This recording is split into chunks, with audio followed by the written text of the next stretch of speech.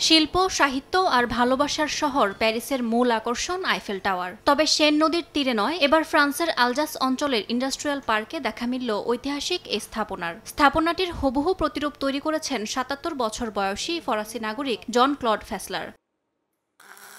একসময় ধাতব কারখানায় কাজ করতেন ফেসলার। তখন থেকেই স্বপ্ন দেখতেন আইফেল টাওয়ার বানানোর। ফেসলার জানান, ১৯৮৯ সালে একটি বইয়ে তিনি টাওয়ারটির আসল নকশার কপি খুঁজে পান। সে অনুসারে ৩০ মিটার লম্বা কাঠামো তৈরি করেন। ঐতিহাসিক এই স্থাপনার প্রতিরূপটি তৈরি করতে তাদের সময় লেগেছে ৮ বছর।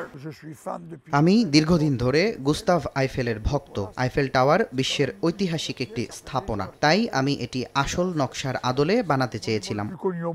এই কাজে তাকে সহযোগিতা করেছেন তার ২২ বছর বয়সী নাতি কিলিয়ান অ্যান্তিন্যান। 3D ডিজাইন, ওয়েল্ডিং এবং লেজার কাটিং এর মতো বিষয়গুলো সে করেছে। কিলিয়ান জানান, ১৪ বছর বয়স থেকে কাজ করছে দাদার সাথে।